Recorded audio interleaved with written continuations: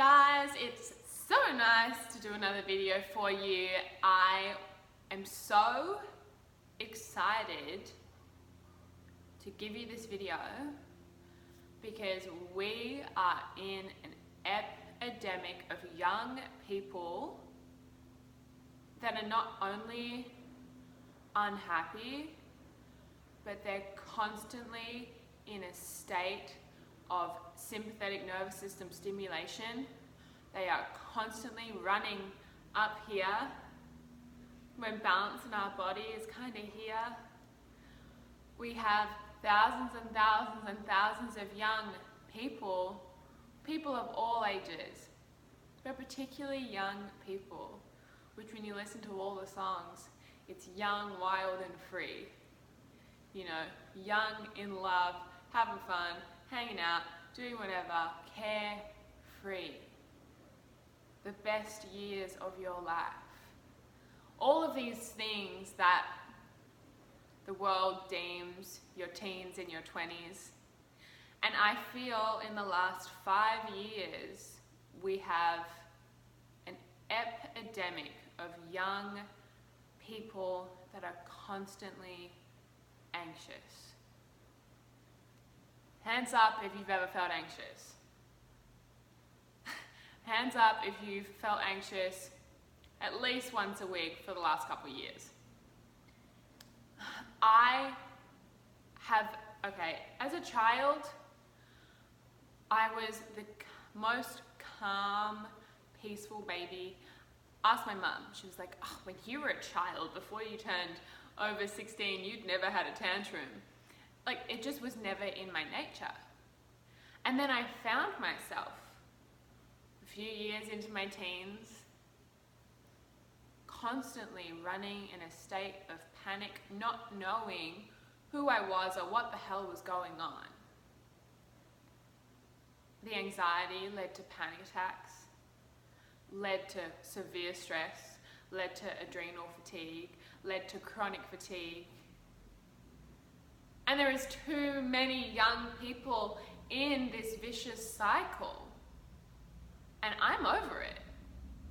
I've been through it. I still deal with it and level out my anxiety every single day. I take things, natural supplements that I know will help me feel calm. I do my breathing and my meditation that I know will help me and help my anxiety. I write lists so I don't feel overwhelmed. Now there are measures in my life that I take to make sure I don't end up back where I was before.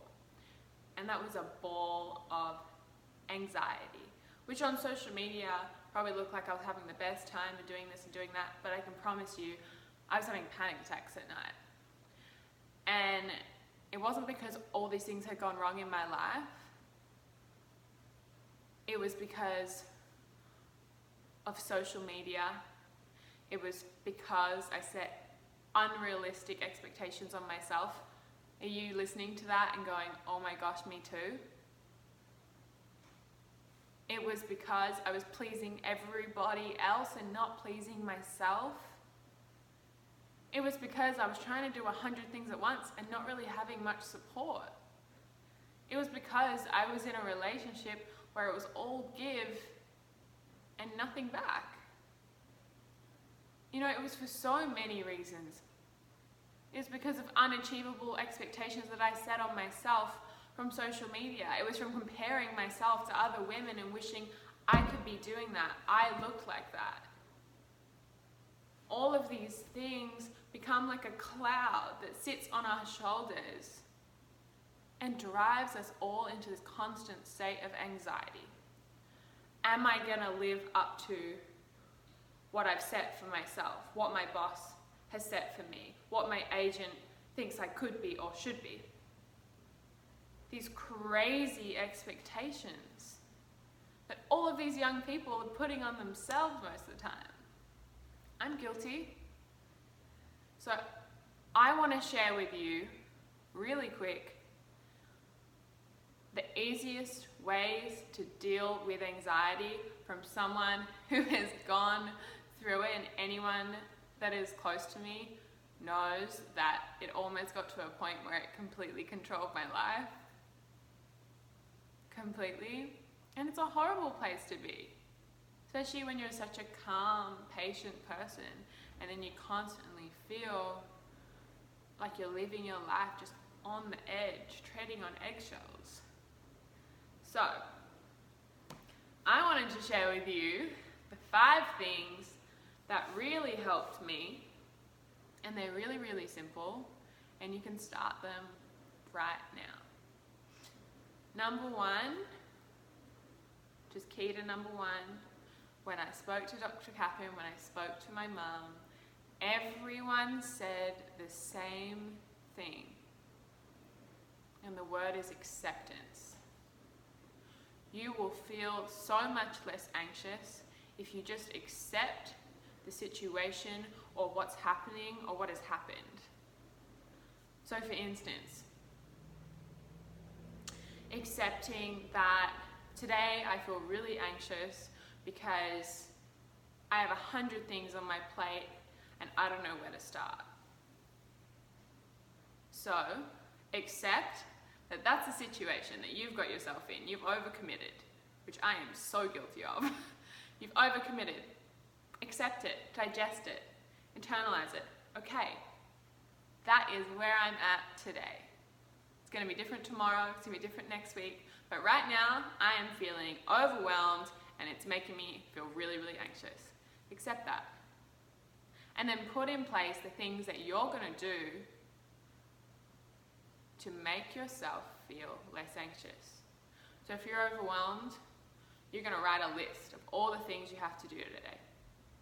And then you're going to pick 2 that are absolute priority, that without a doubt have to be done today. And the rest you can either do or they can wait. But starting with acceptance, accepting that's the situation, is the start of getting rid of your anxiety. Fear of the future. Fear in general. So much anxiety is just from fear. For instance, waking up on the day that I have to go into my modelling agency and do digitals. And I feel bloated, I feel swollen, maybe I feel a bit under the weather, maybe my makeup's not sitting right, all these first world problems. I'm feeling a bit shit and I'm not feeling very body confident, and I'm just having one of those days where you wake up on the wrong side of the bed. Accept it. You've got to go in and take the photos. So you can either sit in that situation and be miserable about it and kick yourself, or you can be like, you know what? I don't feel my best today. Okay. But I'm pretty damn great. I'm going to go and take these photos. You know what? If I don't think they're my best ones, I'll do some more later in the week. Another example. You have one insecurity that has severely bothered you your whole life. I know I have one. And it really does shit you to tears. Like, it's so overwhelming, this insecurity, right? Some girls have their stomach, their cellulite stretch marks, their boobs, whatever it is, acne. As hard as it is, and it will take every little bit of you, wake up that morning, look in the mirror, and accept it. Digest it. Because that's part of you, and you're amazing. But you are never going to stop feeling anxious until you accept that that's the situation. There's a couple of things that I really struggle to accept about myself, but the moment that I stopped beating myself up and I decided, okay, this is my situation, my anxiety went like this. Because my body wasn't operating on my sympathetic nervous system, ready to run away from the guy that's chasing me down the street. It went into this resting and digesting peaceful state because I don't need to beat myself up anymore. So that's number 1. Start with acceptance. Number 2 in order of when you wake up, get out of bed and meditate. I know so many people say, how do I meditate? Everyone is different. You can sit, you can close off your mind, you can sit for 10 minutes, put on a timer. I personally can't sometimes just close off my mind because my mind does this all the time. But if you can't switch it off, then switch it on. And tell yourself, today is going to be a great day. I am grateful for this opportunity that I have this afternoon. I am grateful for this healthy body that's going to get me through this day. I am grateful for the boyfriend, girlfriend that I woke up to this morning. I am grateful for the family that support me. I am grateful for the breakfast I'm about to go downstairs and make. Whatever it is, just telling yourself positive things the moment you wake up. The third thing, breathing. Everybody is different. My mum has this way of breathing that she loves. One of my best friends has this type of breathing that she loves. Box breathing, belly breathing, so many different types of breathing. But if you Google the best types of breathing for anxiety, it'll bring up quite a few. Watch the YouTube videos. It takes 20 seconds to get the general idea of what it is and go through 4 or 5 of them. Find one that feels right for you, because everybody's different. I personally don't really love box breathing. My dad loves it. I have another type of breathing that my Reiki teacher taught me, which I love. So find what's right for you, but don't wait for it to fall on your head. Do something active. If you want to help your anxiety, which we are going to, then let's do something active. So Google different types of breathing for anxiety and give them a try. It'll take 5 minutes. The fourth thing is sunshine. I'm not kidding. When it comes to relieving my anxiety started when I was living in the UK, and I'm a little beach bunny that grew up in Perth, and quite frankly, living in the cold and the grey, I'm sorry if you're from the UK, it really didn't help my anxiety. One, because I didn't have my support, my friends, my family there, but also because I couldn't open the window and get my face into the sun enough. Now, if you're from there, you're probably used to it. But if you can, I did it this morning. I made my chocolate acai bowl, and I took it down to the front steps. We've got 2 steps that get sunlight in the morning, and I sit there and I eat my breakfast. Sunlight onto our body. We are living beings. The energy from the sun has such a huge effect on our mood. It's been proven 100 times over. So try and get a little extra sun today. The 5th one is moving your body. And this isn't me trying to sell my wellness app. This is me telling you whatever moving your body means to you. Whether it's getting up, getting out your house and going for a walk around the block. Whether it's getting up and going and doing Muay Thai or kickboxing. Whether it's getting up and going to the gym and lifting weights. Whether it's skipping in your back garden, doing some yoga. Whatever moving your body is to you, do that. Because that's going to release endorphins. If you're doing HIIT training, it's going to engage that sympathetic nervous system because it needs that fight or flight to get through that last 5 seconds of your workout. But it's also going to release all this good stuff that afterwards you're going to feel so much better. Do some yoga. That's going to bring you from functioning on levels that are up here to by the end, through the breath, through the flow, through the music, through the energy, through the other beautiful people in your class, or even just being in the beautiful energy of your home, is going to bring you down a notch. I promise. Now the 6th thing for anxiety, which I added on because it's so important to me, And that is, and it's very what your mum said to you when you were 6 years old. A problem shared is a problem halved. I know, I sound like I'm 40, but seriously, if you bottle things up and you're holding it all in here, and it's all just weighing you down, and making you question yourself, doubt yourself, that's going to trigger anxiety. It's going to bring up all those anxious thoughts brought up through self-doubt. A problem shared is a problem halved. Find that one person, and I'm sorry, but I was sick for like 8 months, and some of my friends disappeared, but the good ones were there, and they listened to me over and over and over again, because that's what good friends do. So if you are one of those people that feels like a burden sharing what you've got going on, you're not, you're just talking to the wrong person. Find someone that'll listen. Good friends will listen, because I guarantee they have their shit too. We all do. So share. Take that 5 minutes to pick up the phone if you live far away from your family.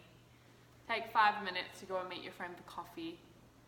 Whatever it is, it's going to help release your anxiety so much, because you're in a comforting space of someone listening to you, understanding you, and telling you you're going to be so fine.